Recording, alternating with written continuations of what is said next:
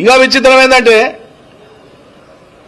ఈ ఊళ్ళో జిల్లా పరిషత్లో 2-3 ఏళ్లు చదువుకున్నానని చెప్పి ఆయన క్లాస్మేట్స్ వాళ్ళు వీళ్ళు పిలిస్తే నేను వనపర్తిలో చదువుకున్నా అది అని చెప్పి ఇక్కడికి వచ్చి ఉన్నాడు ముఖ్యమంత్రి పెద్ద హడావిడి చేసిపోయాడు.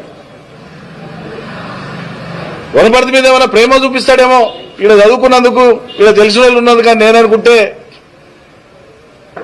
ఓనా టీవీలో మాట్లాడుకుంటే ఏమంటున్నాడు, ఎక్కడో మాట్లాడుకుంటా అసలు వనపర్తి లాంటివి కొత్తగా జిల్లాల ఏర్పాటు అవసరమా, ఒకటే నియోజకవర్గం ఉంది చిన్నగా ఉంది అని మాట్లాడుతున్నాడు. ఇది తిన్నింటి వాసాలు లెక్క పెట్టడం కాదు, ఇది సిగ్గుపడాలే కదా. ఇక్కడ నాయకులు కేబినెట్ ర్యాంకులో ఉన్నాడు చిన్నారెడ్డి, ఏం మాట్లాడాలి ఎంబడి అట్లనే తీస్తావా? కేసీఆర్ ఒకవేళ చేయడేమో అని భయానికి నేను ఆందోళన కూడా చేసినా, నిరాహార దీక్ష కూడా చేసినా అని మాట్లాడాలి కదా. జిల్లాలు తీసేస్తాం, పేరు పెట్టి వనపర్తి జిల్లా అని మాట్లాడితే చిన్నారెడ్డి నోరు మీద పడు.